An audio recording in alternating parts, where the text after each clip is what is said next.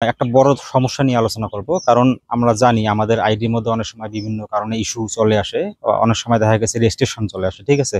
বা অনেক সময় দেখা গেছে স্টাডিরও কিন্তু পলিসি ইস্যু চলে আসে। তো আসলে ইস্যু যখন কোনো রকমের পোস্টের মধ্যে ইস্যু চলে আসে, তখন আমরা কি করি? সেই পোস্টগুলোর হাত ধরে বা যে পোস্টের মধ্যে ইস্যু দিচ্ছে সেটার হাত ধরে কিন্তু ফেসবুকে আমরা কি করি? এই ইস্যুটা রিমুভ করার চেষ্টা করি, অথবা ফেসবুক কিন্তু আমাদেরকে এখানে সুযোগ দেয়, ঠিক আছে? যদি যে তারা যে কারণে ইস্যু ধরাই দিয়েছে সে কারণে যদি আমরা এই পোস্টটার মধ্যে কোনো রকমের ফল্ট না করে থাকি, সেক্ষেত্রে আমাদের কিন্তু একটা আপিল করার মতো সুযোগ থাকে।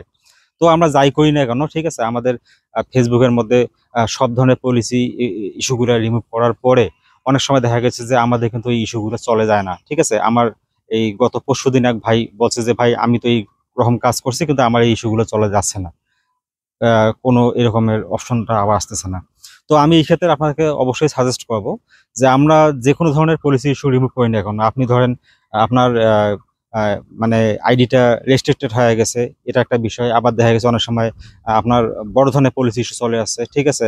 আপনি ইস্যু যেভাবে চলেছে সেই হিসাবে কিন্তু আপনি পোস্টগুলোকে ডিলিট করে দিয়েছেন। পাশাপাশি আপনি দেখা গেছে যে আপনার স্টার সেটআপের মধ্যে রেসপেক্ট পলিসি, স্টার পলিসিস নামে একটা পলিসি ইস্যু চলে আসছে। এরকম দেখা গেছে আমাদের আইডিতে কিন্তু বিভিন্নভাবে এই ইস্যুগুলো চলে আসে। আবার দেখা গেছে যে আনঅরিজিনাল কন্টেন্টের কপিরাইট ইস্যু চলে আসে, আবার মিউজিক ব্যবহারে কপিরাইট ইস্যু চলে আসে। তো প্রত্যেকটা মানে ইস্যুরে কিন্তু সমাধান রয়েছে, ঠিক আছে? তো আমরা যখন এই পোস্টগুলোকে রিমুভ করে দিই, রিমুভ করে দেওয়ার পরেও কিন্তু আমাদের আইডিটা কিন্তু পুরোপুরি ক্লিয়ার হয় না।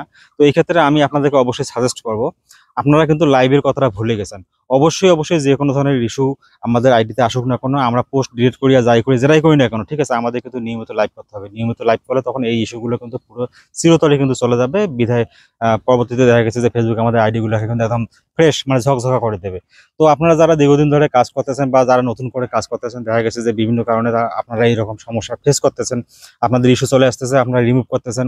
আপনাদের দেখা গেছে কোনো একটা পোস্টের সমস্যা আছে, মিউজিকের কপিরাইট ইস্যু চলে আসছে, আপনি সেটাও রিমুভ করে দিয়েছেন বা রিপ্লেস করে দিয়েছেন, ঠিক আছে?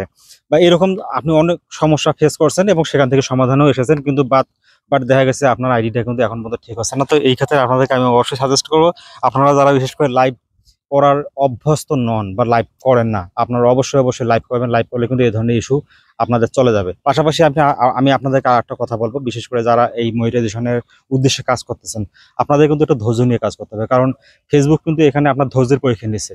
আপনি প্রতিদিন কিভাবে পোস্টগুলো দিচ্ছেন, কতটুকু শিডিউল মেনটেন করে দিচ্ছেন, পাশাপাশি আপনি সব ধরনের আইটেম টাচ করতেছেন কিনা, ঠিক আছে? এই বিষয়গুলো আপনাকে অবশ্যই খেয়াল রাখতে হবে। এই শিডিউল মেনটেন করে পোস্টগুলো করতে পারেন এবং মোটামুটি প্রতিনিয়ত যদি আপনি সব ধরনের আইটেম টাচ করতে পারেন, তাহলে দেখা যাবে একটা সময় শেষে আপনি ঠিকই কিন্তু আপনার সেই কাঙ্ক্ষিত সোনার হরিণ, যেটা কন্টেন্ট মনিটাইজেশন টুলস, এটা কিন্তু আপনি পেয়ে যাবেন।